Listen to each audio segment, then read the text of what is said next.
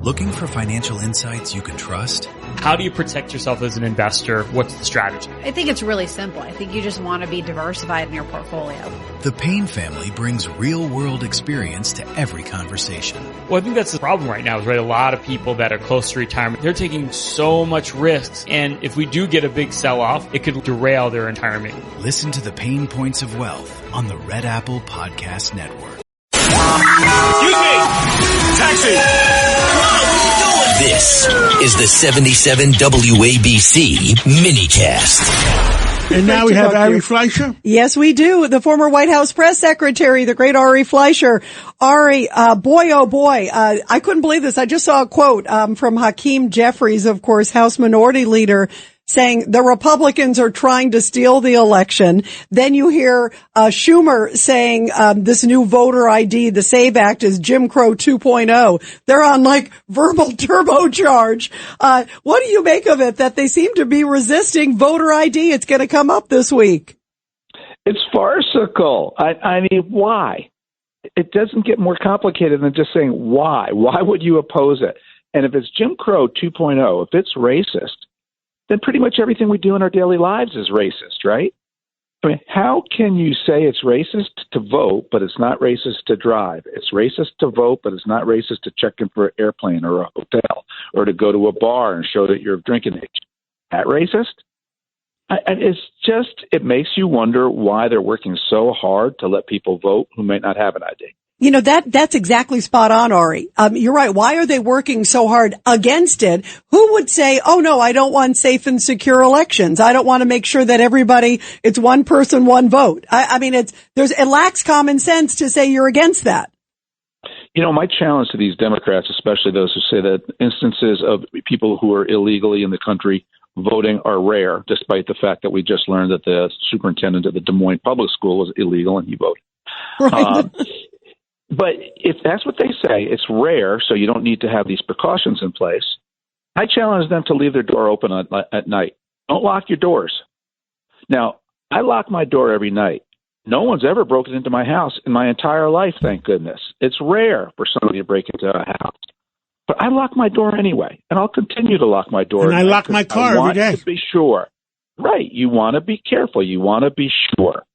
So if they think that just because something is rare, you don't have to prepare for it or protect against it, leave your door open every night. Let's see what happens if somebody one day breaks in. Do you want to hear the hypocrisy? Need to have security. Absolutely, Ari. You know, one of the prime examples was, I couldn't believe that John Ossoff in Georgia, who's one of the guys who's really pushing against this. Did you see this? He has a campaign event. And he made sure that everybody had proper ID to get into his campaign event. So if you want to donate to him, you need an ID. But to vote, don't worry about it. That's racism. How can he make people show IDs to come to a campaign event? Those are racist. Is that how it works? I know. Isn't that would have been what? Wasn't he Jim Crow 2.0 to have people show ID to come in? I guess if they're taking money, that's okay, right? Well, maybe it's Jim Crow 3.0. Exactly. Here's Judge Weinberg. Good to talk to you again, Ari. I'll tell you what's very interesting as an outsider looking in on the midterm elections. On the issues, the Republican Party seems to have all the support on the 80-20 issues, and the Democrats look very, very weak. Yet when you talk about the generic ballots, particularly for the House and maybe even for the Senate, the Democrats look much stronger. How do you explain that? Yeah, because there's a 42-58 issue out there, and that's the president. You know, when the president's job approval is only at 42, not terrible, but it's not good.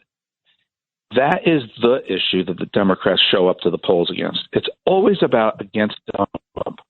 And so if Donald Trump had a 50-50 job approval rating, Republicans would be soaring. But this gap is serious, it's significant, it's real, it's motivating Democrats to show up to vote against Trump. And that's the real problem Republicans have. Democrats hate Trump. Is that an argument against nationalizing the 2026 midterms? No, I still say you have to nationalize it in terms of Trump needs to get his people out. There's still a lot of people who love Donald Trump who don't love Republicans, who won't show up in a midterm election. Look, here are the numbers. It's real simple. In the presidential election we just had, 2024, about 150 million people voted. In the most recent midterm, 2022, only about 100 million. That's a big difference. Massive drop-off. Massive. And it's Trump's people for the most part. And so Democrats are turning out no matter what. It is a national election to them because they're turning out to vote against Trump. Republicans who stay home because they only want to vote for Trump need to come out. That's the equation. Ari, keep saying that to people and keep getting the truth out. We need the truth to get out. Thank you so much. Thank you, Ari. We love your wisdom. Thank you. You got it, guys. Thanks for having me. Great to have you. Looking for financial insights you can trust? How do you protect yourself as an investor? What's the strategy? I think it's really simple. I think you just want to be diversified in your portfolio. The Payne family brings real-world experience to every conversation. Well, I think that's the problem right now is, right, a lot of people that are close to retirement, they're taking so much risks. And if we do get a big sell-off, it could derail their retirement. Listen to the Pain Points of Wealth on the Red Apple Podcast Network.